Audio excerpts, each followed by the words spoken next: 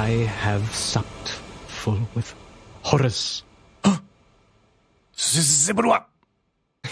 Life is a tale told by an idiot, full of sound and fury, Mitsubishi. signifying nothing.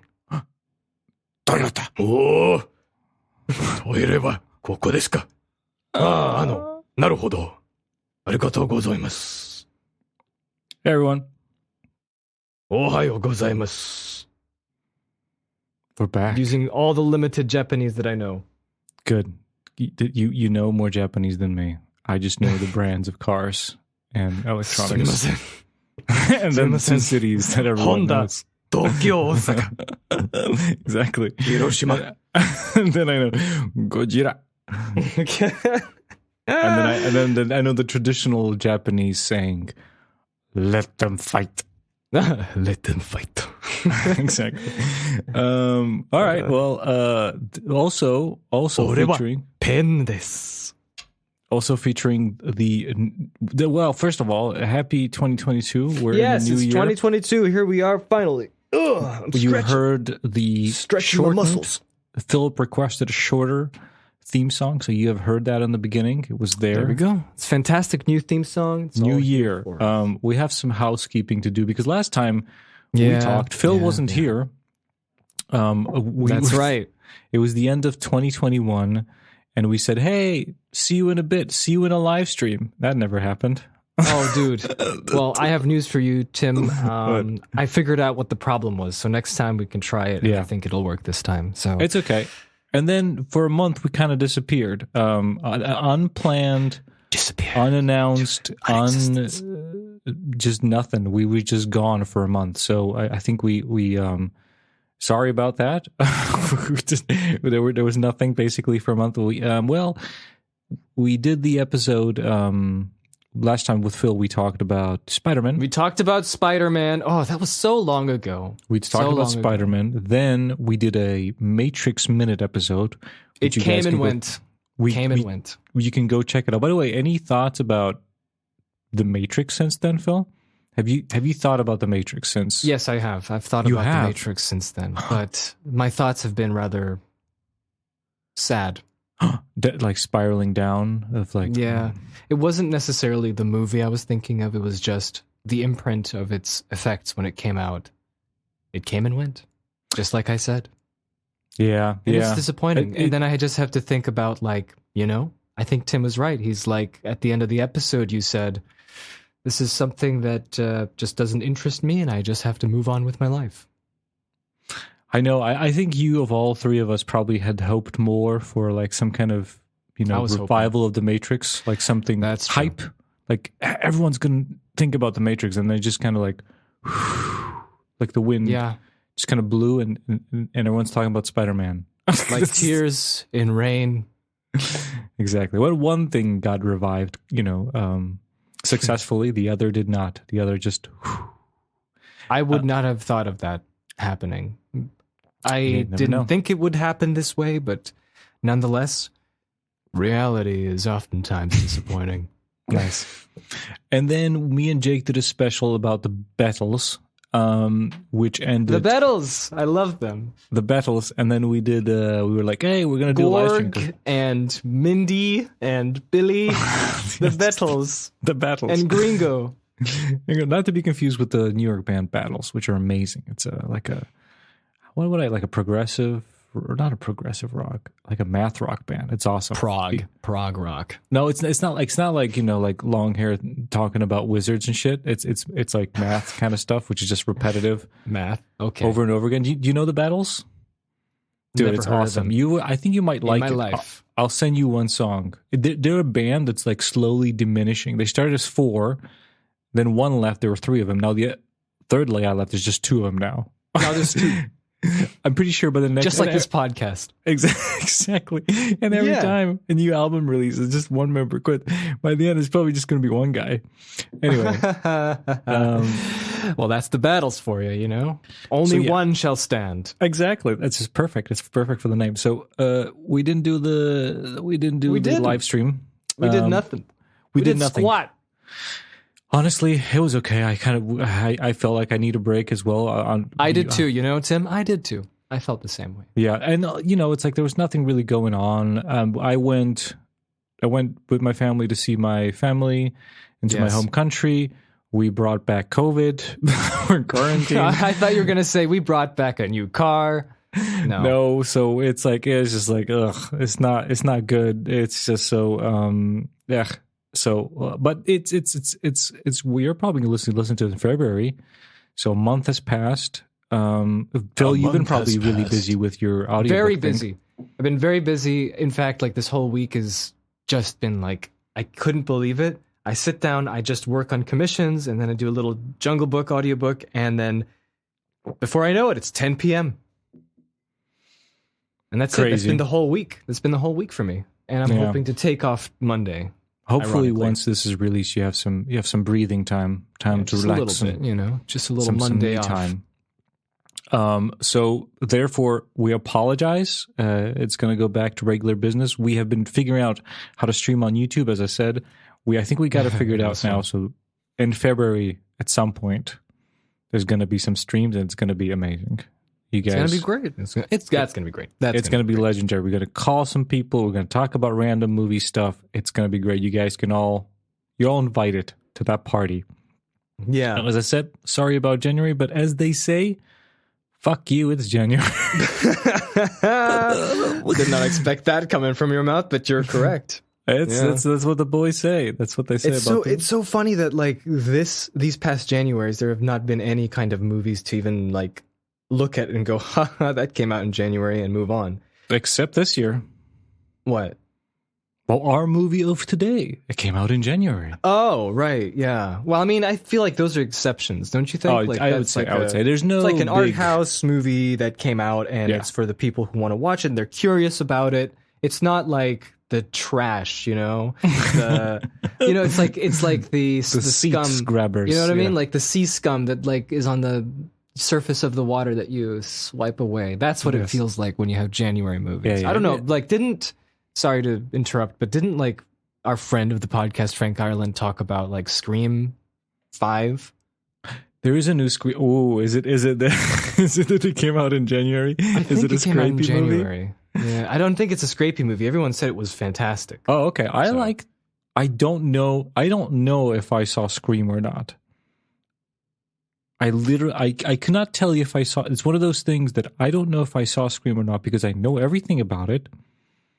But it might be just from like watching Scary Movie and stuff like that, and then piecing things together. And I don't know if I saw the Scream. Did you see Scream? None of them. I have seen Scream 1. Mm-hmm. I liked it. It was quite good. I would like to watch it again, actually. I could swear I watched it, but I could also swear I didn't watch it. So it's a crazy thing. So we might scream it up. I watched it, and I was expecting... This was 8 years ago I watched it. Mm-hmm. I was expecting a slasher horror movie like Halloween. Yeah. As the movie went on, I was like, why did they make a parody of this when this is pretty much a parody? Yeah. Well, it's quite funny, but it's also intense and scary, and it's got some heightened situations, I mean, that was interesting, and I liked it. It was a pretty good movie. I know. I think I've seen it, but I don't know if I did. And the annoying thing was when it came out, everyone talking about like how we were watching it, and then the phone rang. We all got scared. Oh yeah, the phone rang. And I'm like, I don't like after the 10th story. I'm like, I'm starting to believe this is either their phones ring a lot or people just making this stuff up. Or was it an everyone clapped on Tumblr post? Exactly. Everyone clapped. So it's been a month. Have you watched anything? Besides our titular I've actually movies? watched quite a few things. Yes, I've watched quite a few things. Anything to report on? Yeah, I'm hanging out with my friend Luke. Sometimes we call each other on FaceTime audio. And he and his girlfriend. I thought you were going to say we call each other and then like some kind of we call each other romance names. name. Yeah. No. We call each other and Honey Boo Boo and Pipi Kaka. Right. Yeah. And he and his girlfriend sometimes are like, hey, you want to have a movie night? We're watching something. I'm like, sure. And so I rewatched The Rock. Is that with Sean Connery and Welcome to The Rock? I would say and Nicolas Cage. I would say that's the best Michael Bay movie. I watched it once before, and that was a long time ago. It was in high school times when I watched it. And then I watched it again now, and it was okay. It was a fine movie. Watching it now is quite an experience. You know, you really feel that action movie. The soldiers in the watery There's place. so much of that. And it's so different from Transformers because this is so 90s. This is embedded in the world of the 90s, and it's a fun movie, but it's also so basic in a way where characters say things and you know what they mean but when they say it. There's no double speak. There's just like, I suffered for this country. Oh, yeah. Proclaiming kind of to the audience. Yeah. And then the music is so funny because I remember watching the film, and when there's like intense moments, yeah. and then when there's a tender moment with Sean Connery meeting his daughter that she doesn't know him because he's been in prison for so long. Because he is wait. He's an escape artist. That's my favorite line. Yeah? Well, did you say that? Wow. We and my wife laughed so hard on that because there's like, you know, the scene where they're gonna bring in Sean Connery and they're explaining like, you know, he's a specialist and they're like, he's an escape artist. What the hell is an escape artist? Anyway, continue. So Sean Connery meets his daughter. Yeah, and then guess what? Immediately there's this pre-Shire music with the tin whistle. Yeah, it's fantastic. That's great. It's the best. And then after that we watched Con Air. That's where one of them is like a weird pedophile. Is it Peter Stormare or is it No. Or is it it's Steve either Buscemi? Peter Stormare or Steve Buscemi. Which one is Buscemi? Steve Buscemi? Okay. Is Peter Stormare in there? In that movie, in Con Air? No. He should have been, but he's not. What? My brain. If he is, he's just in one scene and he dies really early on. Never seen that film before. Oh, wow. Okay. I thought it was really silly, but it was actually really entertaining. What an entertaining film. And you know what? I'm starting to realize what people see in the legend. That is Nick Cage.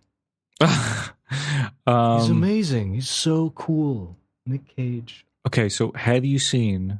I have another movie to add to this list, if you haven't seen it. Because that's the ultimate Nick Cage to me. Have you seen Face Off? No, not yet. I have not seen Face Off yet. I want to watch it. Every time I hear about Face Off, I want to see it, but I don't know why. Maybe this. I wanted to watch it with my friend Luke, and he was like, "No, that's shit." And I'm like, "Well, that's why we watch it, Luke." No, Face Off is not shit. Face Off is like the sprinkles on the shit. Okay, so we should watch Face Off for this podcast. Maybe we can do a live stream special or something like talking about it. We don't have to do a regular episode. Face Off. Because I am up for FaceTime. FaceTime. That's the sequel. Yes. Anytime. It's this movie's prime 90s. Oh, it's our friend. It's our friend. What's his name? John Travolta. Oh no, John Woo. John Woo doing American movies. John Travolta and Nick Cage. It's just bizarrely amazing. Okay, good. I like that. We can get Jake on there as well. He might enjoy an action movie. Him being an ex-action man. Jake with his new apartment. Apartment life. He can watch it in his new apartment. Okay, anything else you watched? Go to my letterbox and find out. Jesus Christ, what is this? What is this conversation? Great content there, Phil. Go to my letterbox. I watched Godzilla Raids Again. I've never seen the film. What is that? Okay, so Godzilla, it has like around 34 movies. Godzilla is the longest running film franchise of all time. Okay. Yeah, it's like 50s, right? Yes.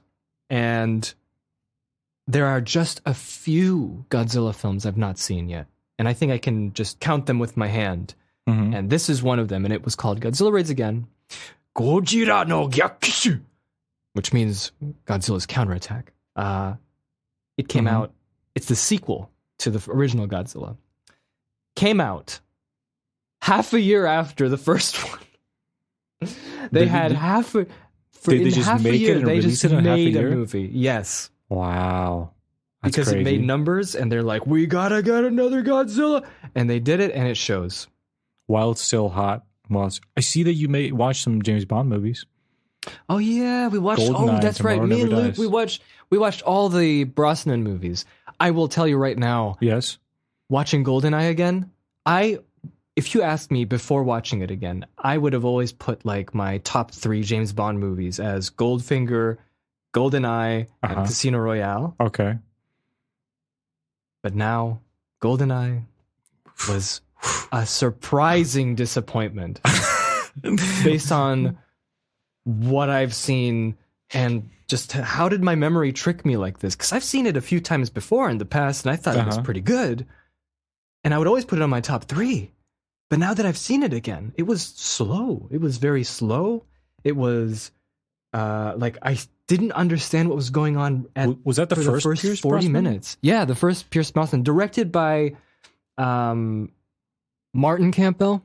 And this was like probably the most grounded one, right?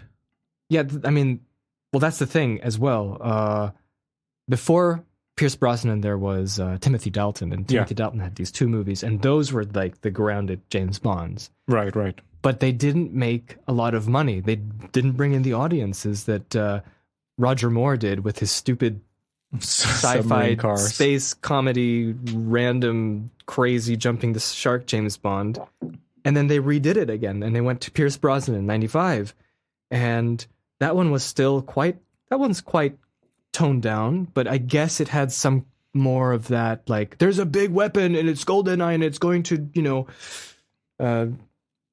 destroy the world. But I was just surprised at how, like, hard it was to watch.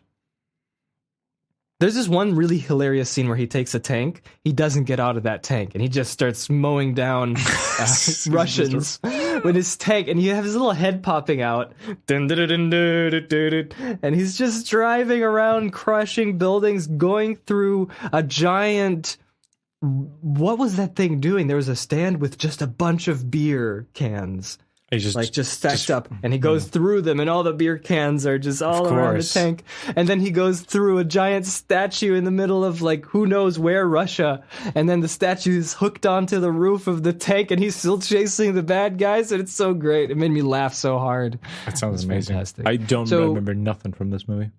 Then I watched Tomorrow Never Dies. Never seen it. Actually, never seen that film before. And it's so funny that I watched it now. I think you should probably watch it again if you've never seen it. I think I've seen all the Pierce Brosnan, but Tomorrow like long time Never Dies. Who's the Bond girl in that one? Michelle Yeoh. Michelle Yeoh. Oh man, Michelle Yeoh. What? Yeah. What the hell is happening? There's some kind of weird cursed circle we're happening on this podcast.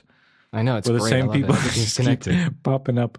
But no, if you watch that, because I watched it recently, and it's so, like, I was like, this movie's so relevant now, because it feels like the villain is like a Steve Jobs / Elon / not Elon Musk, sorry, the other guy, the robot man, the scary alien that owns Facebook. What do you mean? Oh, Mark Zuckerberg? Yeah, Muck Zuckerberg, and Mucker. It's really like that, and it was from '97, and he's like, soon all the media companies will be mine, and I shall. Oh, is that Jonathan Pryce? Yeah, Jonathan Pryce. That's hilarious. I will control the network of information so people will believe anything I say. And I will create a giant screw. Wait. Is Judy... A drill. I love it's like a great plan, but always revealed some ludicrous, like, supervillain in the end. Yeah. Junk. Wait. Judy But it was Dench so relevant was to what M today. In these yes, as Judi well? Dench was M in GoldenEye. She started in GoldenEye. Wait, so it's all continuity? No, it's not. It's just that Judi Dench they just is liked back it, as so M. they were like, we'll just do Judi Dench again. Yeah. Huh. That's cool. Never knew that. Cool. That's cool. Yeah. That's and then we watched the last one from Pierce Brosnan. We didn't go to see Die Another Day. Oh, okay. Don't want to see that. That's nuts. There we go. I think that was my January of movie watching. Lovely. That's lovely. What about you? I heard you were saying something about Encanto. My daughter has discovered Disney princesses, so I am in Disney princess world for the last month. It started with Frozen. Right. That was the gateway drug. It was the gateway drug. It was a dress, and then it was the movies, and then it was the songs, and it was like 2 weeks of just Frozen. So I had to introduce her to like something. more. I showed her Anything.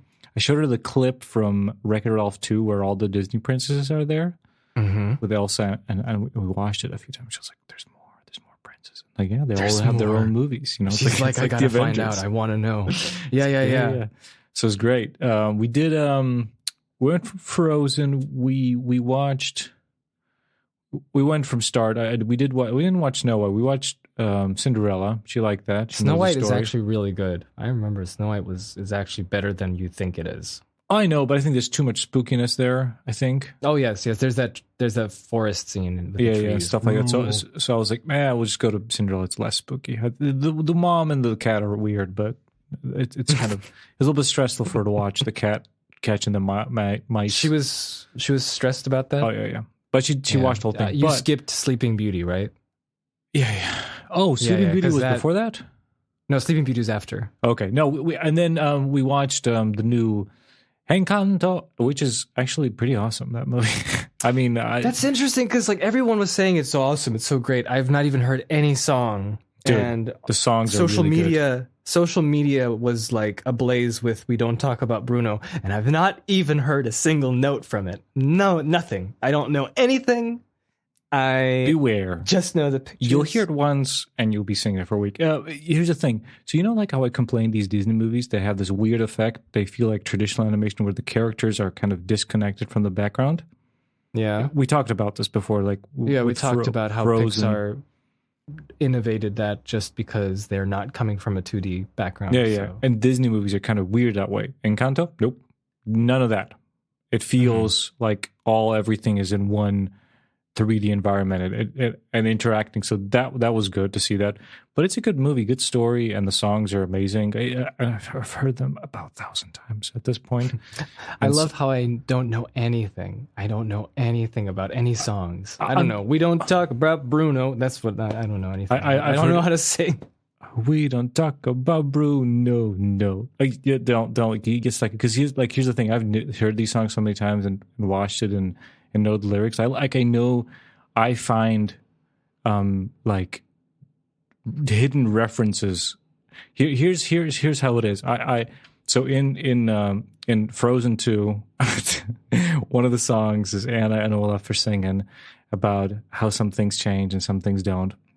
And there's a line where I totally forgot about everything there. There is a line where I'm living in this world right now. So Anna says, "This pumpkin is going to become fertilizer," and then Olaf sings, "And this leaf is getting older and wiser."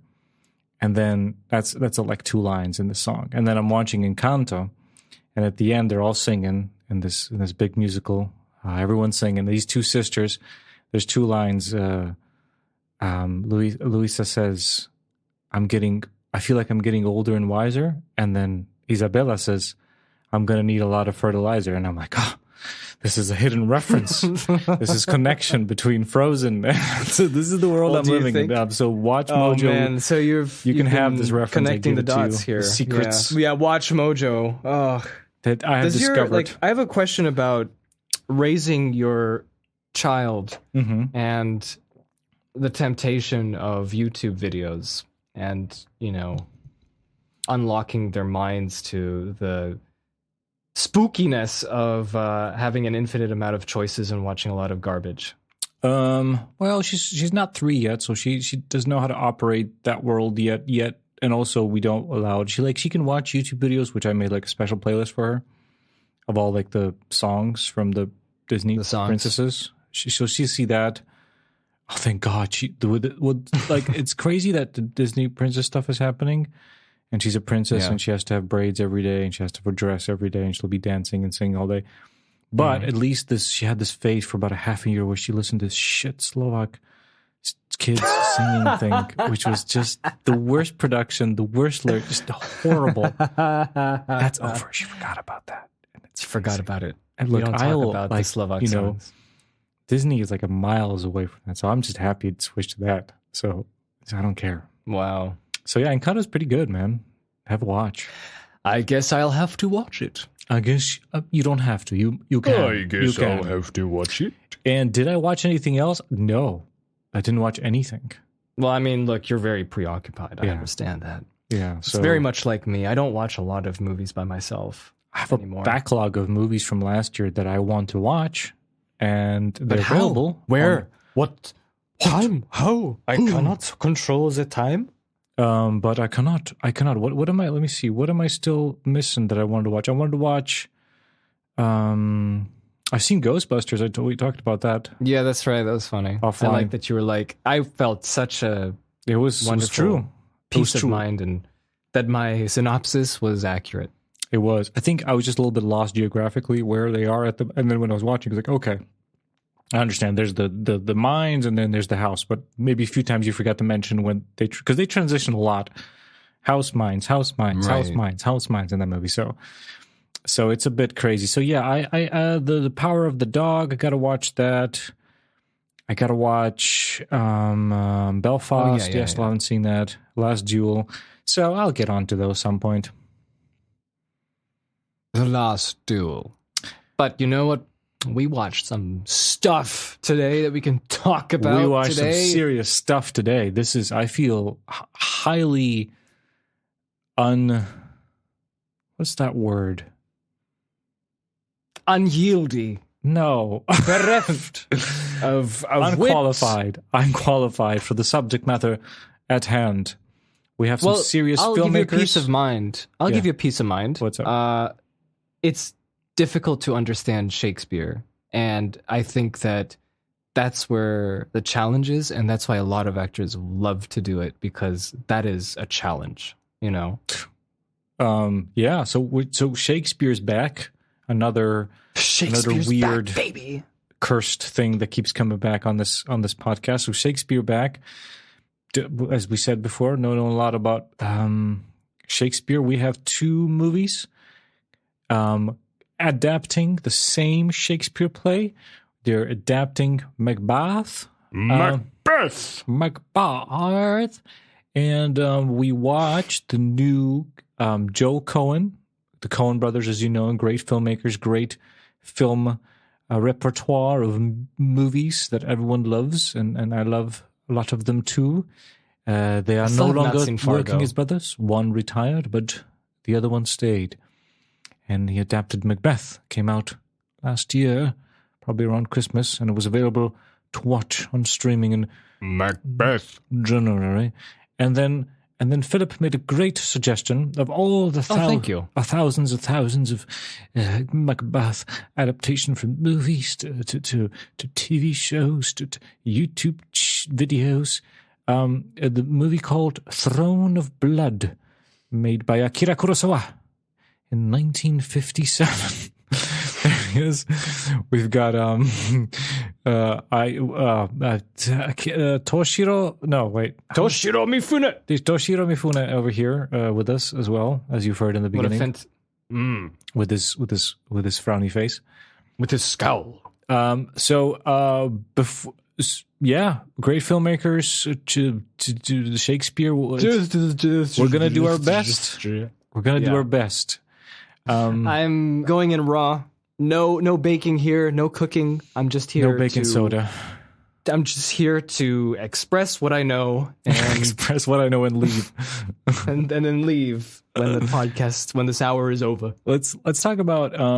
Let's do. So they're both movies are covering the same thing. So let's give a really brief synopsis of the Shakespeare play, and from there we can work on comparisons and all sorts of things. I think that guilt, betrayal, exactly. That would be delightful. Paranoia. So the story is a medieval play of Macbeth, a dude who, under a Scottish king, defeats the traitor. And on his, this is traitor, and on his way from the battlefield, he encounters with his friend. I don't know. What do I call him? I just now know him as Mickey. That's right? Like Mickey. What is that's a great his, name. What is his Shakespeare name? McBanquet? Dude, I don't remember. Banky? Banku? What is his name? What is his name? Banco. There we go. Banco. So Mickey. Banco? Banco. Alas, dear Banco. Banco/Mickey. They encounter 3 witches, and the 3 witches say, hey, you're going to become king of this new castle, and then you're going to become king of Scotland. And then also to Mickey, they say, and Your son. You will be Mickey. You said Mickey again. Yeah, Mickey, your son. We're gonna be the king of the castle. And they're like, haha, crazy witches, let's get out of here. They go to the king, and King's like, hey, let's piss off. MacBeth, great stuff. You guys defeated traitor. Here, you will be now king of that castle that was prophesized. And you and Mickey, you be also king of some other castle or something. I don't know. And they're like, this is great. One castle at the castle. Great. Yeah, they're like, this is fantastic, but it's just what the witches said. Yeah. Oh. And then MacBeth goes home, talks to his wife, and she's like, oh man, great. Prophecy, but dude, like you got to be the king. Like, how are we going to be king? You got to kill the king. Kill the king, you become the king.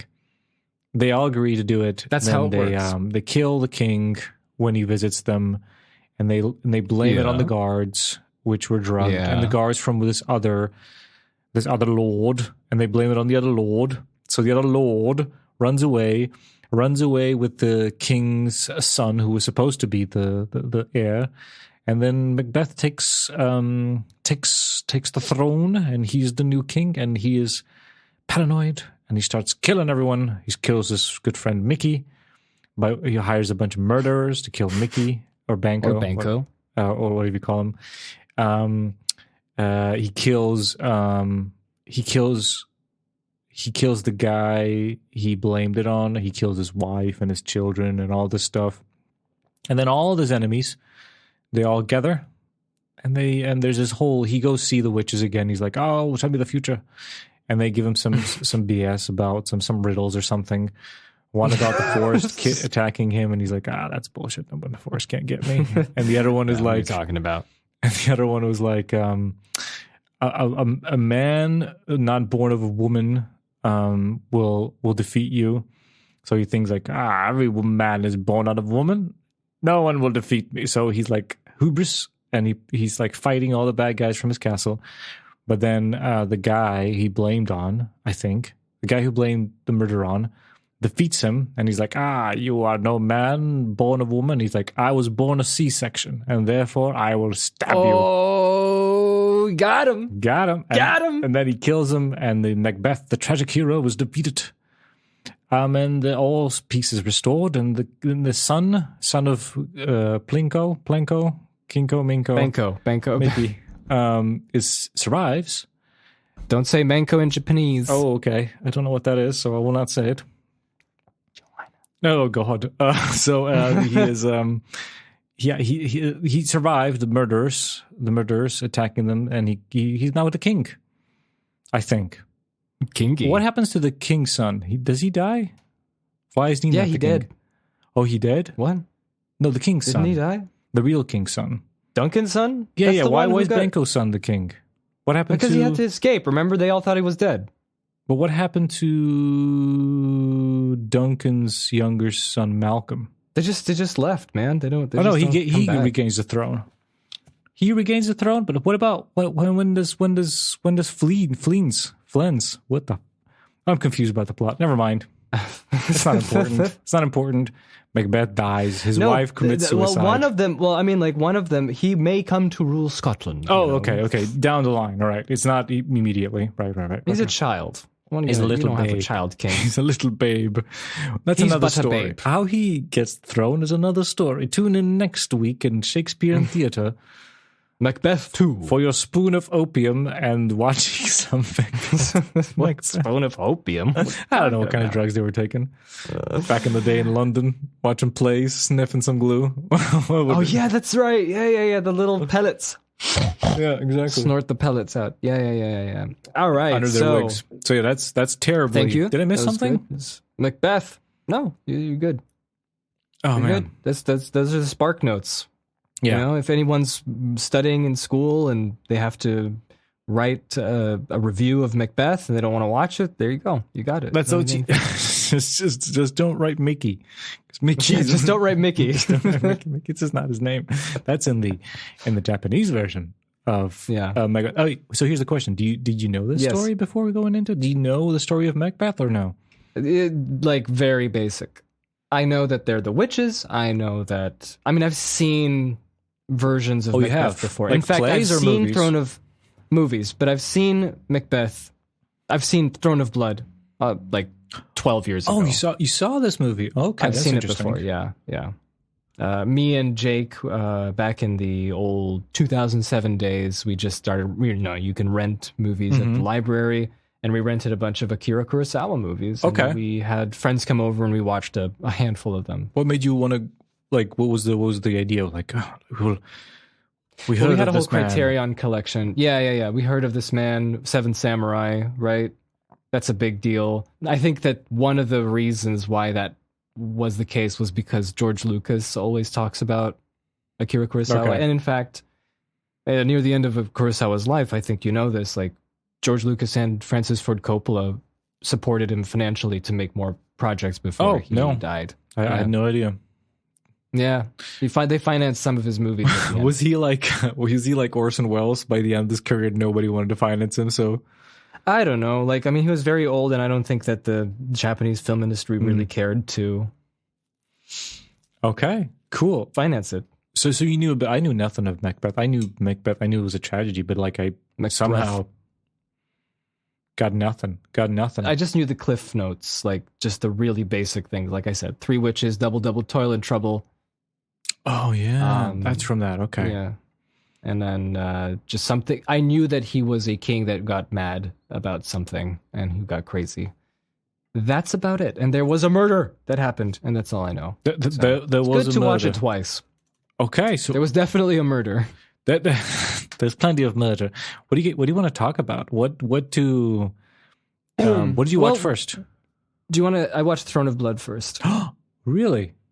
Yeah. Okay. I watched Tragedy of Macbeth first With Denzel. with Denzel a week ago. So Oh, I wow. just wait. Here's the thing: the most recent movie that I watched was Encanto about an hour ago. So it's, no. so my mind might Okay. be flooded with things that are not very. So you Okay. might have to Got it. have to bring me. You know the funniest things if we're going to compare these two.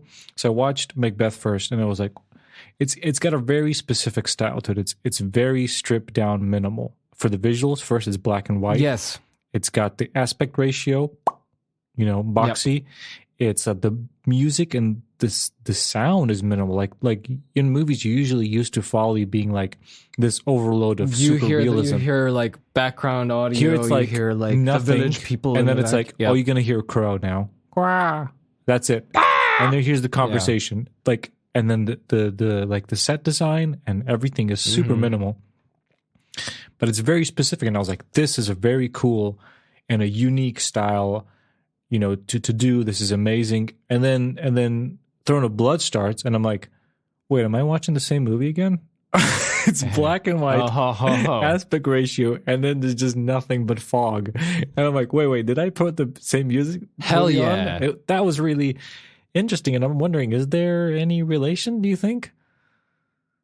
Maybe if you read the script, like the actual the play, the actual play, maybe there's instructions for heavy fog at the beginning or something like that. Maybe. Maybe that's the connecting tissue.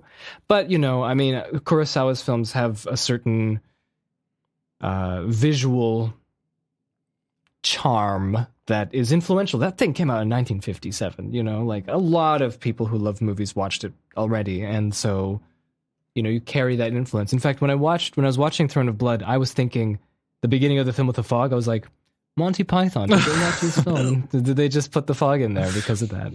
I don't know, but it's funny. It's like there's this, the weird, like, but we watched, like, what was it? We watched a garbage 90s night movie.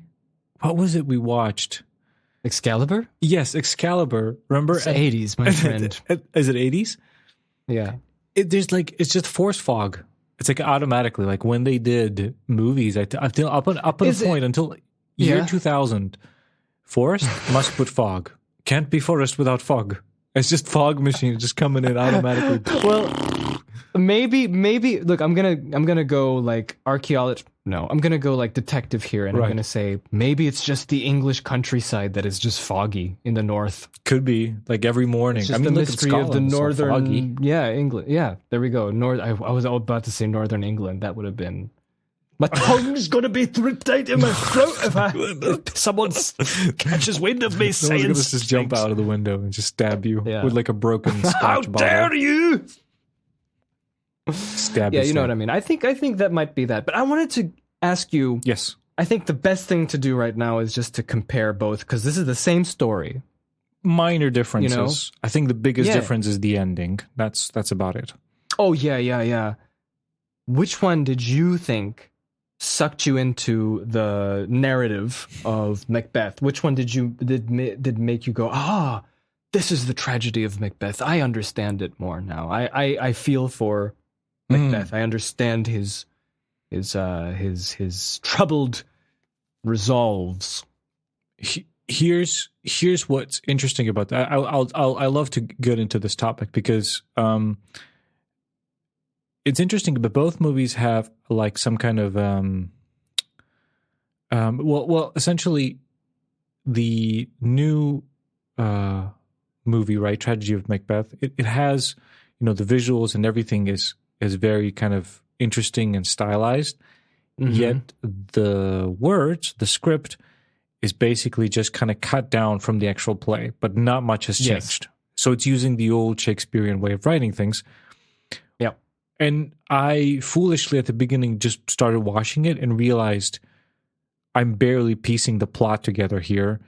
I don't know half the time what they're saying. So I had the wits to turn on the subtitles. And from there, I think it took about another 10 to 15 minutes to get used to it.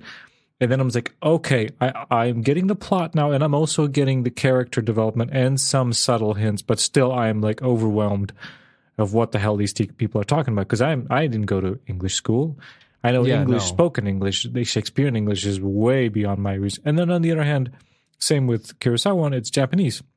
So I still have to rely on subtitles because I don't know Japanese. I can just look at the subtitles and match it with the so both were very interesting experiences, and I think we're both in a way like kind of like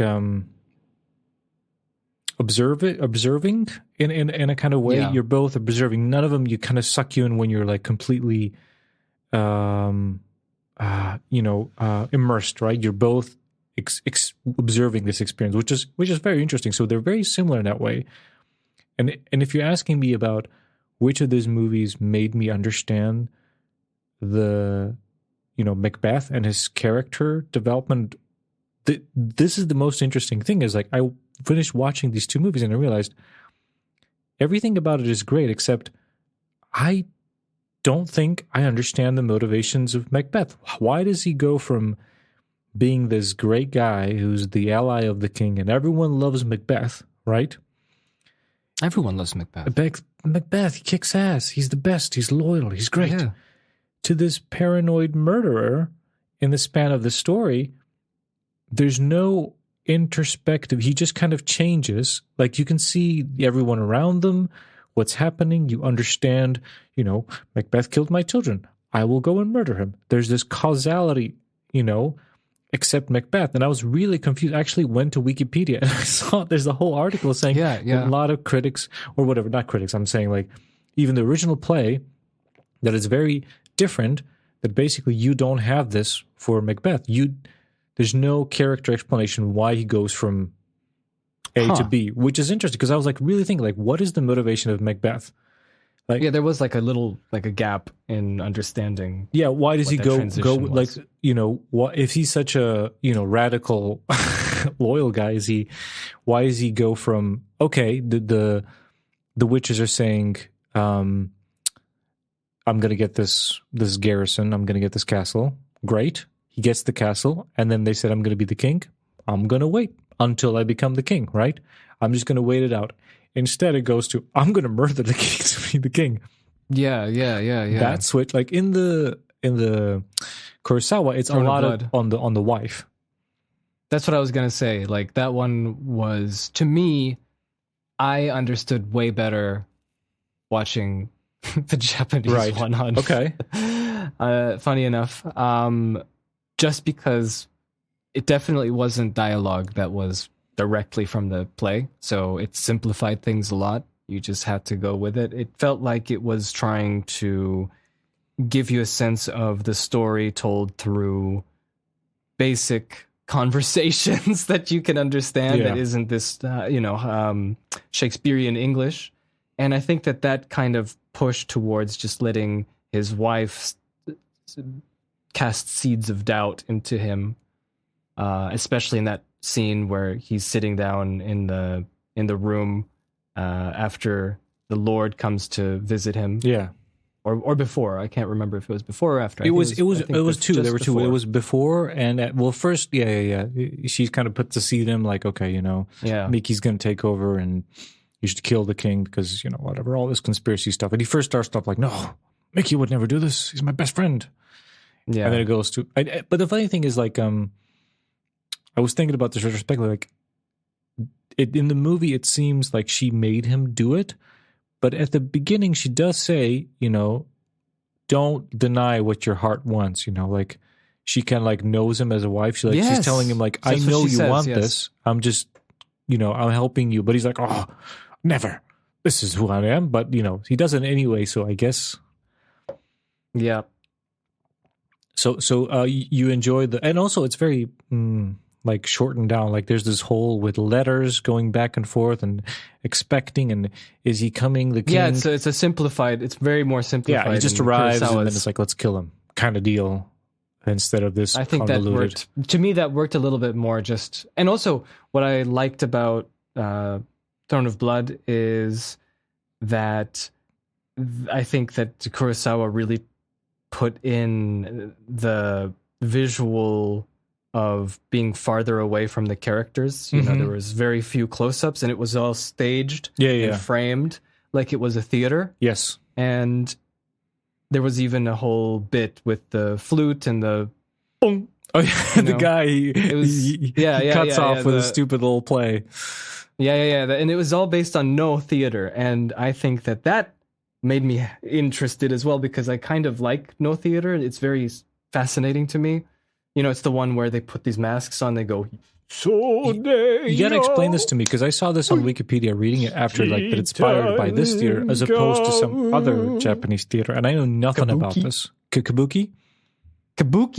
Right. Kabuki is the one where they put the face paint on, and there's the red and the white. If you think Japan, you think of this picture of this angry guy the big faces, like the that's exaggerated expressions. That's Kabuki, and Kabuki is like more accessible. It's more for the common person, like to watch and be entertained. And they're like, whoa, they're like really. What would be like comedies, or like what would be the? Yes, comedies and other stories, and it's filled with everything. It's kind the blockbuster of the medieval. It's the blockbuster of the time period. Yeah, and No is like even older, and it's stripped down. It's like you're in one. It's the one where they have those tiny little masks. And you can see the performers doing the flutes and the little drums, and it's all symbolic. There's so little set design, so little motion, and it's most of it is done in singing. Yeah. And I think that's what they were doing with that one. And also, I think that the Macbeth, Toshiro Mifune's wife. Wait. Let me see. What's her name? Oh crap! Lady Macbeth is why she, wait. What's the Waishitsu? How do they pronounce the name of Macbeth? Waishitsu? I don't remember. Damn it! I forgot. I apologize. I don't remember his name. We just know Miki. That's all we know. Miki. Miki's the best. The Trail of Miki. And what I found so like fun at the end of during the end of the movie was that her face paint, it's based on like a certain period in Japanese history where women always wore lots of white and they blacked out their teeth, dude, which is an interesting one. Can we talk about creepy ass wife, because you're mentioning it? What the hell? Yeah. Okay, now explains, because she is creepy as hell and she's dressed like a fish walking upright. It's disturbing. It's this, like, dude, and she never looks at him when she's talking, and she's in this. Well, except the end when I don't know what that's about. Except when she's freaking out over the end of like losing her mind, then she speaks like a normal human. Yeah. It's like I was like, is he supposed to be a ghost? Am I like, is this like some kind of weird like interpretation where the wife doesn't exist and she's like a ghost? Because she's just like, imaginary- she's never looking at him. She's like, just talking. I don't know anything about that. I literally don't know anything about that. But That's I do creepy know as hell. but I know that like in a certain time period in Japan, they women used to paint their teeth black because it would kind of preserve their teeth. Nice And fashion. it's like it looks nice. It doesn't look nice. It looks creepy as hell. She also had like And, 2 sets of eyebrows. Yeah. And then they like there was this shaved eyebrow thing, and then you would put like this schminke on up there on the forehead, and you put the hair back, and you let the hair keep growing, and that's definitely something that was fashionable back in medieval period in Japan, but also that translated into no theater because that's when it came from. And so you remember those creepy, like the last James Bond movie, No Time to Die. Remember he had that little no mask. Yes. Yeah, there you go. And it's supposed to look like a beautiful woman. Right. Okay. And that's considered a beautiful woman. And I know in 1957 that's definitely not the case, but it's the whole callback, right? It's creepy. And you know what? I'm gonna say it right now.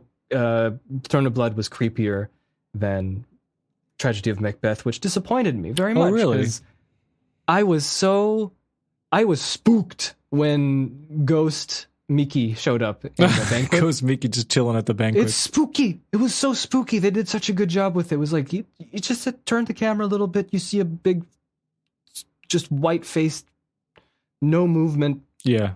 man. It was creepy, and I was like, can't wait for the next one. I hope this is going to be good. I want to see when Macbeth sees banquo. No wait, what's his name? Mickey. Banquo.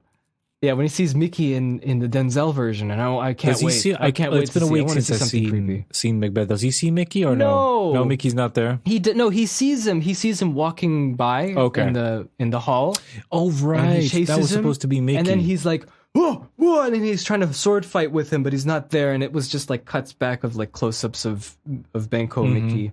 Like, it was so disappointing. I was hoping to see like maybe they're gonna make him look like a zombie. You know, they're gonna make him look like. Have you seen American Werewolf in London? Yes.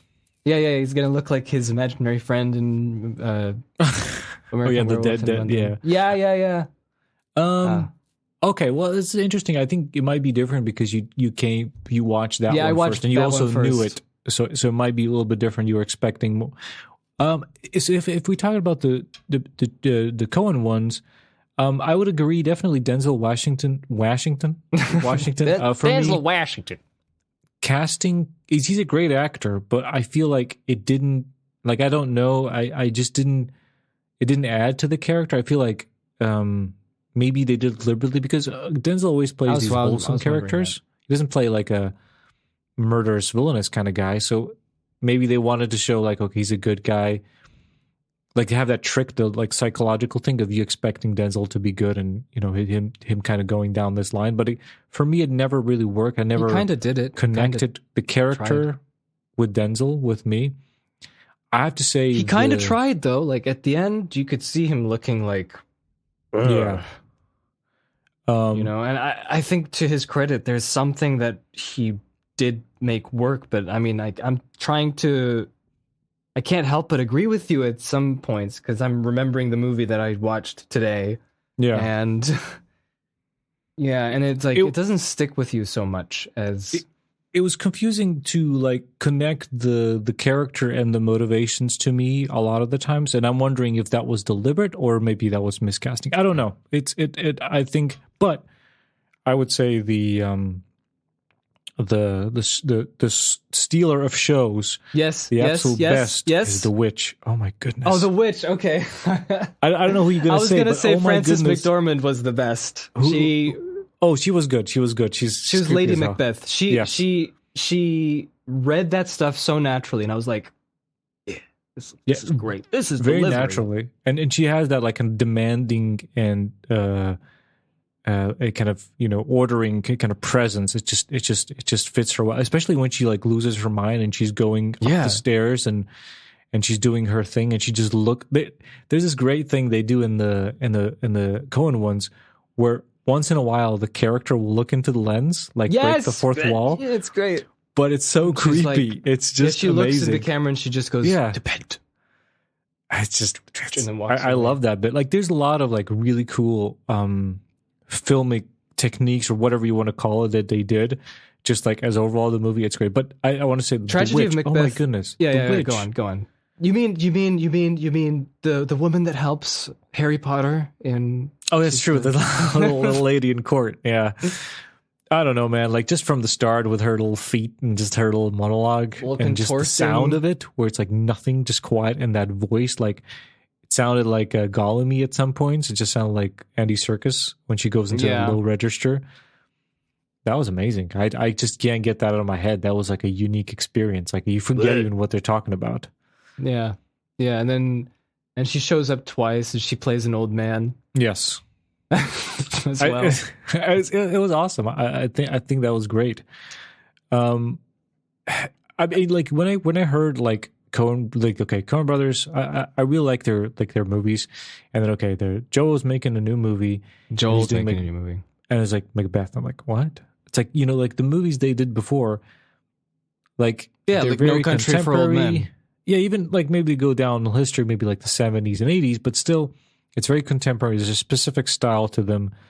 And it was like, Shakespeare? Like, what are they going to, like, they're going to really just, like, be inspired by it and then just go, like, whatever, Lion King, just, like, use that and then just do something different. And I was like, no, it's an actual adaptation. So that was weird. And I was like, why are they doing Macbeth? And then I watched it and I was like, this makes perfect sense, because a lot of the... if you look at the Coen Brothers, like, they make a bunch of movies and they're all different kind of genres and they have different subjects. But I would say the main repeating ones with a lot of their movies is kind of the tragedy of a person who is slightly greedy, slightly incompetent, trying to gain power and control and just miserably failing at it or going mental. Just like the Robert Llewellyn movie. It's like all the stuff, Raising Arizona, Fargo, Oh Brother Where, all these movies, Burn After Reading. It's all these movies. It's like a repeating thing, and I personally love that. Like, we talked about this on the podcast. Like, right, I believe you don't need just like a the archetype of the hero, the hero's journey. Like they conquer all the things, and then in the end they're victorious, happy ending. Like, that's great. It's motivational, inspires you to do good things. But I would say half of it, you need these kind of tragedy stuff when you learn from the mistakes of others. So it's a warning to you. Yeah. It's a cautionary tale. You see someone doing the wrong thing, so Look you at see this both. Putz. Yeah. I think that's great. In American cinema, you don't have that a lot. It's mainly people, because it probably sells more, you have more of the happy ending, they do the right thing at the end, instead of the cautionary. So when I was like, okay, this is the archetype. This is the prime thing. This is Macbeth. He's just a dude who gets greedy and just messes everything up. And, and then reaps the consequences. So that was interesting to go like, okay, now they really just strip down Denzel. the archetype into a super minimalist movie. I don't know how much, but in the end, what did we learn? What was the lesson? Is it just don't be greedy? What did Macbeth... What was the turning point? Well, the overambitiousness and lust for power above everything else and all the connections that you have seems to be... What's the lesson we learned? Warning. What should have Macbeth done? Should have chilled out a little bit. He should have chilled out.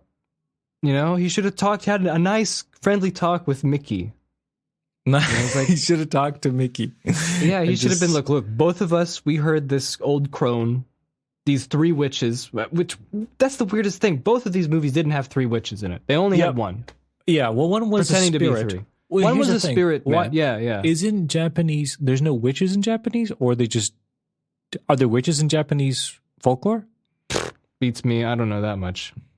In your animes. I know in my anime. in your weeby world. That's where I get all my information in Japanese culture. It's anime. Did you see any witches in your animes, Philip? Yeah. Did I? I saw some pretty sexy witches in animes. Oh, but, Bayonetta? Man, Bayonetta's a game. Bayonetta should have showed up. and and told them Let's dance, with their feet guns, and told they should do a Macbeth with just splice like all anime, right? Like anime characters, and make a movie of Macbeth and just do the audio, like overdub it. Oh, that'd be funny. That'd be really silly. Bennett as the witch, and who would you have as Macbeth? Sorry, I'm diverging. We talk about witches, spirits. I don't know. Listen, contrary to what this podcast keeps slandering me about with, well, it's libel, I guess. Wait, libel is spoken on print. No, slander is spoken on print. Yes. Libel. Yes. So the slander that I keep getting on this podcast, where it's like I know everything about anime, I really don't. I don't watch that many anime shows. Okay. In fact, just this year, I opened. I never did this in my life, but there's this like 17-year-old website called myanimelist.com. And everybody goes there to put their lists of movies and animes that they're watching. And I'm like, I'll try it. I want to see how many anime I actually watched in my life. And I do it, and I didn't even get to 100. Hey, let me ask you this. Jake's gone, but let's count him as the ex-host. Out of us three, which of us watched the most anime? Well, I guess I did. Yeah. Well, there you go. But I don't know. I'm not like look, let me tell you something. I went to an actual anime get-together, anime club here in Croatia. And I sadly have not been for 2 months, just because I realized that I don't know much about this. Like, I don't watch that much anime, you know? They're talking about the stories of this and that and this that's coming out this year. And I'm like... You guys don't talk about Dragon Ball Z? No. I think that I found out that I was on the quiz. I did an anime club quiz. We were on the quiz. That's the reality hits. That's the reality. And it's like, every single category, I got like 30% right. The only thing that I got right was the one about the directors and the arts and the studios. I'm like 100. Yeah. Okay. So there we go. So anyway, now that that is out of the way, what was the question again? I don't know. But in Japanese mythology and folklore, are there witches? Beats me. I don't know. Because it was a spirit, it wasn't a witch, but that doesn't matter, really. You know, what does it matter? It's all spooky anyway. You know, to answer after about an hour, to answer your initial question, which one did I feel? I think I like them both, and I feel like each one had a different aspect to it that was good. So I can't really, honestly, I like them both equally. I don't they were good movies, both of them. Both of these. By the way, if you hear really strange winds on the microphone, I apologize. Strange winds. We have strong winds today. Winds today. Wings. Our mayor on the Instagram posted, "Don't go outside today. You might get hit by a branch. You get 100-kilometer winds. Wow, blowing outside. That's insane. Hopefully, my car isn't destroyed. Is it heading south or is it going north? What's the? Do you know? I can check. Because I don't want any strong winds. I hate them. I can check at the moment. But before as I'm checking, what about you? What do you? I know you mentioned that I think you connected more with the Kurosawa one. Yeah, just is there some aspects of the Coen ones that you enjoyed? Oh yeah, like it looked amazing. I thought that was fantastic. I love the cinematography. I love the set design. It perfectly encapsulated what Macbeth, the story, required. You know, it really felt like it was driving home an isolating, very bleak looking atmosphere, and it looked great. It looked so good. It was so nice looking at it, and I loved the aspect ratio.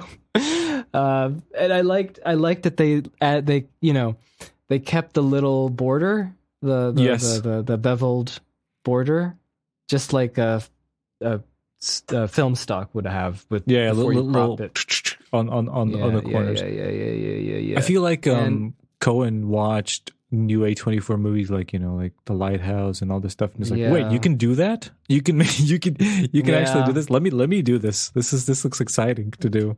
Just to go wild. The wind looks is good. 60 kilometers per hour going southeast. Oh, good. It's blowing to Serbia, not to Croatia, so you're good. Yay! I don't want those winds. I hate them. I think I'm in agreement with you. I think both of them have their own charm. Both of them have their own storytelling that they did well. I did like Denzel. I know that you said that you didn't connect too much, but I think that, there was something. I'm just thinking about the movie again. There was something at the end. There was something at the end that I felt that was pretty good from him. Because I think that because he's so quiet most of the time. Yeah. And mostly in the eyes. He's quiet at the end, but he just looks distraught at the end. And the only thing I can criticize it is the action stuff. The action stuff. What was the action stuff? How much action stuff was there? It was too good. Oh, okay.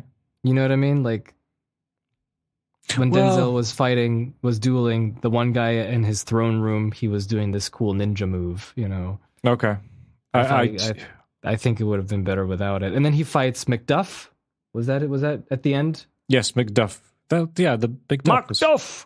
And then he fights him, and then honestly, like that ending, it pales in comparison to the Kurosawa one, because that one has Toshiro Mifune getting struck by a bunch of arrows by his own men, and I think that put the point, not to put too fine a point on it, a lot better than that was interesting. I was like, duel. I didn't because I was like expecting the whole charade with the MacBeth to happen, and then all of a sudden, the soldiers just turn on him, and he's like, and I was like, oh, is this something he just gets away from? And then no, he just gets pelted with hundreds and hundreds of arrows. He looks like a porcupine at the end.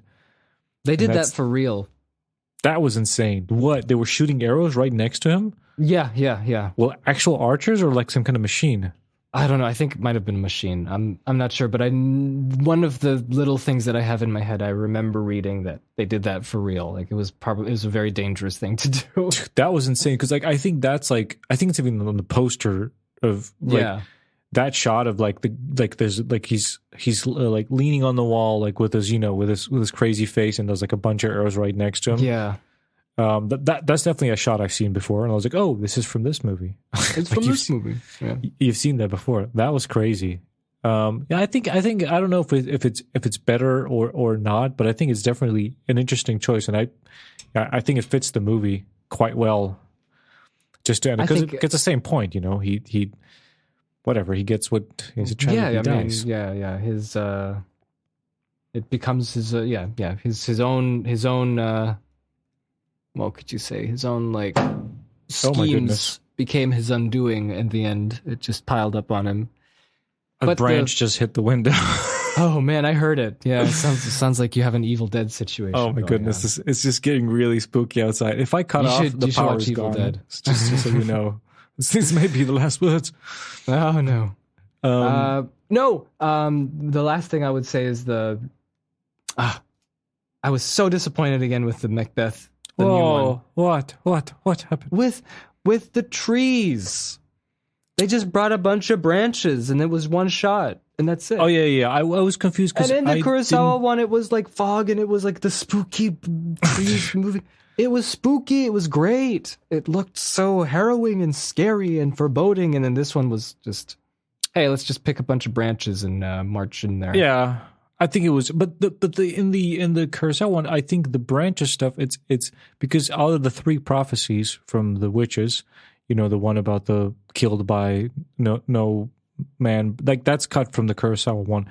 The only prophecy he knows is about the forest, right? Mm-hmm. I think I don't remember, but that's the main one because that's the one they pay off because. He says like to his men, he has a speech before the battle.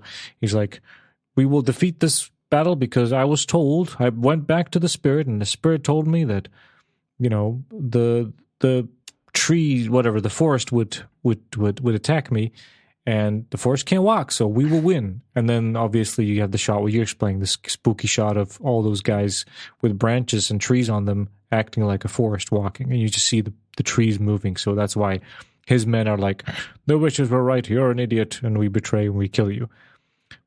And I think that was cool because on the beginning of the movie, they're talking about as these messengers are coming back from the battle before MacBeth is revealed to be the hero. They're giving these tales of, oh no, they defeated Castle 1, Castle 2. It's like a video game. Castle 3 is lost. Yeah, Castle 3 is lost. And then he's like the emperor or king or whatever. He's like, what do we do? And he turns to his oldest advisor and he's like, we protect here. We go into the forest and we'll hide in the forest as trees, and then we'll pretend, and then we'll lure him in, and so you have the seeds of setup of like, okay, there's the forest technique is there, and then also, what's his face, MacBeth also gets lost in the forest first because he doesn't know the forest there, so when he's being attacked, he's being attacked by this old advisor, and they do the technique because they are of the forest, so they know. So it kind of makes sense. It's like set up here. Yeah. In MacBeth, it's just trees moving, and you're like, I'm not sure what's the significance of this. Maybe I missed it in the dialogue because it's all Shakespeare anyway. So yeah. It was an interesting. That was the. I think you remember the behind the scenes for Lord of the Rings where they mentioned that Tolkien, when he was a child, he watched Shakespeare, and he was excited because the trees were coming to life. Oh, really? That's where elks come from the Ents. Elks. Ants. You're right, ants. Ants in my pants, Johnson. That's where they came from, because he was disappointed by MacBeth, where the trees turned out to just be soldiers with branches on them, and there weren't actually the forest coming to life. Little trivia there. Old trivia. Whoa, we're a professional podcast. Yeah, we're great. Tolkien trivia. Tune in every 2 weeks. Yeah. Tolkien, Shakespeare, and why do Americans always go Tolkien? Tolkien. That's stupid. That sounds why do like they always say Tolkien? He's Kiwi. Tolkien. Yeah, I think what I've learned. I think now I know the story of MacBeth. I'm gonna watch MacBeth. And I'm gonna watch the Coen one again and see what are the riches there, because I have not experienced the riches because I was struggling to figure out the plot. Oh yeah, we that's all right. talk thou this and thou shall and thou shall not, and that really King helped James me when Bible I watched, and all this nonsense. When I watched Throne of Blood first, it really did help me watch the Denzel one now better. So I will do that because it was a beautiful movie, a beautiful experience. But Kurosawa, good job. Hey, here's I have 2 questions. I don't know if I missed it or not, but the beginning credits of The Throne of Blood, does it say it's originally written by Shakespeare, or they completely omit that? No, they didn't put it in. I guess they weren't obliged, contracted. So they were just like, we wrote this. So this is well done. Well done to all the other Japanese folks. It was like, we made this up. This is original Kurosawa business. Who's going to stop them in 1957 in Japan? Who's going to stop me? Exactly. They already bombed Shakespeare? Us. And then the other thing is, I got to ask. So the knights and their armor they say "ni" in the Reign of Blood. I want to say Throne of Blood, Bloody Throne. That's a good title, Reign of Blood. That's a Slayer song. Or an album. I think it's an album or song. Anyway, so the what are they made out of? Because they looked really cheap in this movie. Like they were fluttering around all the time. Like they have these things on their heads. Yeah, they kept wiggling, and it was like, they wiggle? Is this a low budget? Like they're using cardboard, and it's not supposed to look like that. It's supposed to be metal. They just used cardboard, and it's wiggling in the wind. Or Japanese armor was made out of, I don't know what. Like, well, I think that there's a certain from the YouTube videos that I watched years ago. There's I think, or was it Mythbusters? It was something. Okay. Do not count on my knowledge here because it's patchy, but I think some of them were made of like, was there one like that were made out of like some kind of paper material that they stacked like really hard. Okay. Wait. The props or the actual or Japanese armor? The actual armor. Okay. I mean, of course, there's steel and stuff like that. Yeah. There's something that makes it flop around a lot more. There's a lot of wiggly stuff. I really don't know. Because, like, that whole thing, you know, I don't even think it's even set in a certain time period. I think they just kind of mixed a bunch of stuff together anyway. Just make it medieval.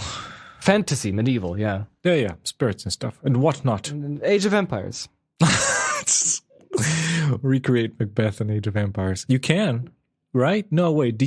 Was the Japanese like you choose? No, you couldn't choose Japanese. Age of Empires too. Maybe expansion pack. I don't know, Tim. I don't know. I'm not a monster, Tim. Yeah. Okay. Well, that was that. Cool. Yeah. Right. You got any extra thoughts regarding what we watched?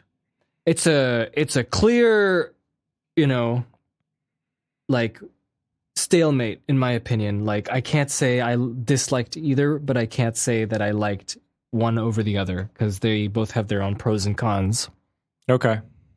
All right. As far as yeah. I mean, the con for Throne of Blood is probably that it's from 1957 and it's a little bit difficult to watch. So that me as a millennial, yeah. You know, I feel like with both, it took me a while to get into it, like to figure out the rules and logic of the universe that we're watching, and then once you're in it, okay, I get it. Yeah, totally, yeah. You're not trying to piece together what the hell how is this going to work? Okay, quick quiz. Woohoo! Quick quiz at the end.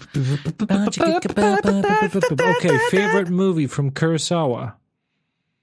Me? Go, Phil. Yes. I would say probably Yojimbo. Yojimbo. Okay. Favorite It's cool. It's cool. It's also got our man, right? He's in Toshiro Mifune. Toshiro Mifune. He's in Seven Samurai, right? As well. Yeah. He's not the main character really in that one. Okay. All right. Okay. All right. Favorite movie of the Coen brothers. Go. Oh brother, where art thou? Oh, brother. Have you watched a lot of Coen movies? No. Okay. I watched No Country for Old Men. I watched Oh Brother, Where Art Thou? I watched the Llewellyn movie. Yes, we watched on the podcast. Big Lebowski. I watched. I think that's about it. Okay. I want to see Fargo, but I keep forgetting to watch it. Okay. Should I watch Fargo? Yeah, you should watch all of them. I don't know. Maybe I would say Raising Arizona is like the weakest on. Oh, Raising Arizona has Nick Cage in it. Yes. Now that I understand the value of Nick Cage. No, it's a great movie. Like, well, no, actually, there's the worst one is definitely Lady Killers. That one was, ugh. But I think for the majority, like Blood Simple, their first movie, gotta watch that. You know, their first movie, that's great. Blood Simple. Raising Arizona is fun and wacky. That's great. Miller's Crossing, Barton Fink, The Hudsucker Proxy, those are all classics. They're a little bit more serious, but they're Did they amazing. Make a Western? Sorry? Did they make a Western? Yes, they did. They later on, they did Fargo, watch that, Lebowski watch. But Lebowski it gets better like every time you watch it. It's one of those movies where the more you watch it, the more you love it. So Lebowski's I'm trying to help her conceive, man. He treats objects like women, man. And then Oh Brother, Where Art Thou? Great. The Man Who Wasn't There. I didn't watch that one. What? I didn't watch a Coen Brother movies? What? Wow, Tim, look at that. Shame. Everyone on the podcast, cruelty. tell him shame. I didn't watch that either. What? There's 2 movies I didn't watch. Well, okay, Lady Killers, bullshit. No Country for Old Men. Everyone loves that one. It's a serious one, crazy. I don't know, man. The first Coen Brothers movie I watched was probably Burn After Reading. Or was it Her Brother? No, I don't know. That's so long ago. That's a really recent movie, Burn After 2008. Reading. Recent. Yeah. It's 14 years ago. Jeez, don't tell me this, Tim. I laughed so hard. I was like, oh, I love this document. Yeah, they made True Grit. That was their... That's the one. I've seen that one, yeah. Jeff Bridges. And also it's got Haley Steinfeld. She's in the new Hawkeye series. Yeah. I was watching the Hawkeye. I was like, where do I know this lady from? I know, right? Like, what's her face? It's so familiar. And that's what I did when I watched Bumblebee. Well, wait, she's in Bumblebee? Oh. That's exactly what I thought when I watched the film. Okay. And we got... I didn't know who she was until I was like, I went to IMDb and I'm like, oh wait, she played the girl in True Grit. True Grit. She was great. That's a remake. Completely different than the original one. I heard. Inside Llewyn Davies, we watched that for the podcast. Hail Caesar. That one's... Not a lot of people like that. I love that one. It's great. It's just lovely. Hollywood, The Ballad of Buster Scruggs. I love it. That's the last movie together. I don't know. The Ballad of Buster Scruggs sounds so daunting because it sounds like it's 4 hours long. It's not. I don't think it's 4 hours. It's just, but it's. I don't know. It's like 4 episodes, right? It's like an anthology series in one movie. It's like 5 stories. In one movie. I thought it was like a show. I thought they made a TV show. No, it's like a one movie, and it just goes through. Let me see. Man, one, Frank Ireland's going to listen to this. 4, and he's going to be like, "Lol, Phil, how did you not know?" 6 short stories, and they're all... I'm sorry, Frank. I'm too busy with my anime. watching 500 episodes of Dragon Ball. Exactly. It's got Naruto. It's got like 6 stories, and one are shorter, one are longer. Some are better, some are worse. Okay. And then there's Tragedy of Macbeth. All right. Macbeth. So are you telling me that the older Coen did not retire, but the younger one did? I don't know their ages, mate. I just know their movies. Are they twins? Oh. No. Wait. No, they're not twins. Joe is 67, Ethan is 64, so the younger one retired. Yeah, I thought so. I think he was less in the movies as much as Joel. I don't know. I don't know them. They don't like... Here's my thing. I love them because they're the people who don't talk about their like art or inspiration or anything like that. I love stuff like that. Interesting. I don't like when people explain things. I like when people explain things. I mean, I like when they explain technique, from it. But I'm not driven by like what's their personal input into it. Like I like to. That's so funny because like I'm so much the opposite. That's so interesting. It's so funny. We have this conversation with Jake for like 10 years with me. With like I like David Lynch is like the perfect thing. Like you get nothing. 0. Like I will not tell you nothing. It's up to you to subjectively figure out what this means to you and not what it means to me. I mean, as a movie, that's great. I mean, there's been lots of movies that I love that were just open-ended and I was thinking about them and I like that, you know? But I mean, just like the people making the film, you know? And if I want to know, I would like to hear their perspective, but okay. That's the difference, I think. And you don't like that either. You like it that they don't tell you. This is the movie. I think like I mean I don't mind the other, but you know everyone has their style. I don't think there's a right way to do it, but I kind of like that you don't know, you have to figure it out yourself. I think that's pretty cool.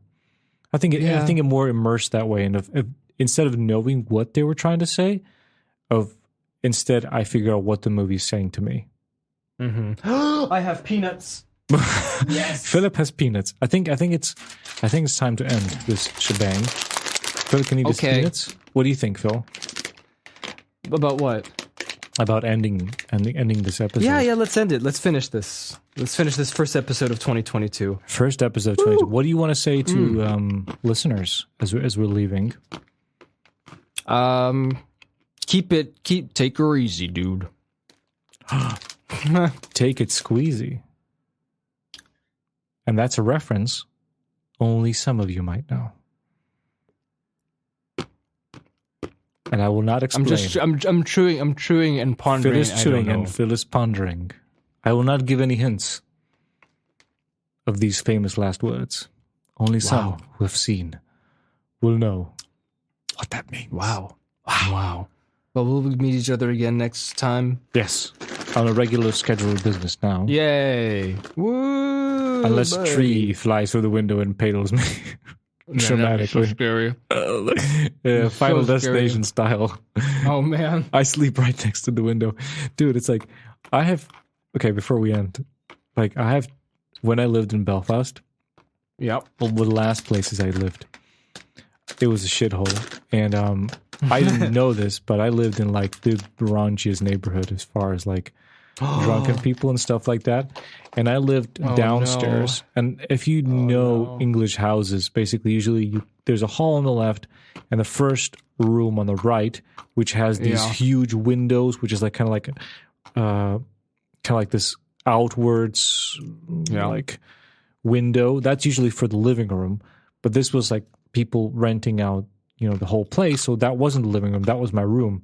So it was my bed next to this window, and it was just drunken people every night just walking, and I could hear them all the time. You hear them just like, oh yeah, we need my... And then they're puking next to my window and throwing glass and everything. And just every night I was thinking, like, one of these days, one of these bastards is going to fly through my window, and then I'm going to have to fight him or something. I don't know what's going to happen. So yeah. So now someone's going to fight me for the murder of their son. Luckily, I'm on the first floor here, so no drunken Irish coming up here. No. Okay. Well, thank you, Jim. I'm going to leave. Oh, you're leaving. Oh, okay. All right. What? I don't know. I ended it, but I'm like, I feel like, I don't know. I feel like talking. I don't know about what. Okay. I think. Well, I want to do that live show. I think that we should try that sometime. Just do a podcast that's live. Let's keep it casual. Yeah, let's do it live on YouTube. We'll do it on YouTube.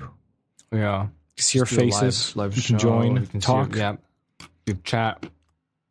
We don't have any super chats, so it's all a free for all. It's all good. Yeah, do you have to pay anything? We're too small for a super chat time.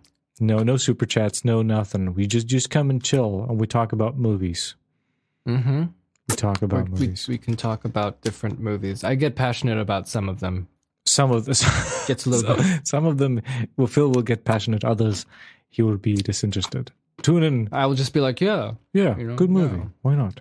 I think that's it. I don't know what else to say. Follow us on Instagram, right? That's a thing people say. Yeah. Also, Tim, do you like these peanuts, right? Mm-hmm. They're just roasted and salted, as it says, roasted and salted. Yes. You know what I've been doing? I've actually taken a bunch of these peanuts and then I put them in a sieve. Mm-hmm. That's what you call it, right? A sieve? Sheath. Isn't that the name of a dog load? The Emperor Palpatine sheave. I put it under a sieve, and then I just rinse it so all the oil and the salt goes away, and I just eat. Oh, go to Lidl, and they have natural ones. You can just buy it like that. Yeah. You don't have to do the sheave business. Okay, because I felt like this was worth it because it was like 500 grams. Oh, right? okay. There's a lot, and it was like what? Cheap. It was cheap. Okay. That's the whole I was point, afraid right? you're going to bring out your rodent money, which I do not understand. So it's okay. Yeah, I was going to be like, wait. This will mean nothing to me. the rodent money, yes. You're not wrong. It's true. Rodent money. Well, yeah, we had little crowns. Now we're back to euros. Yeah. I think. Yeah, no, we've discovered Lidl has, it's not coverage for goddamn Lidl. Here we go. It's got these special nuts, and they're covered in honey, like medieval kind of style of. Ooh, I love those. It's good, man. It's good. It's like sweet and it's not too much. They're so good, yeah. I found those too, and I get them a lot. Yeah, oh yeah, really. Buddies, nut buddies. No. Nut buddies. That disgusting and dreadful. This is not a good thing to say. We end this podcast. Everyone have a good year. Listen to the new intro. Have a good year. Let's hope it's better than 2021. But then again, I'm sure we said that for 2020. Yeah, let's have lots of episodes, a lot of good times, lots of live streams, and just great old. Let's all be together and grow, and let's all be together and grow in harmony, like happiness. The trees that moved and scared Mickey. Tree. Oh, Mickey. I am no tree. Hey, Mickey. All right. I am an ant. I'm an elk. An elk. Sounds like Foobigob mischief to me. Foobigob. It's nice talking to you, Phil, again. Yes, absolutely. New intro.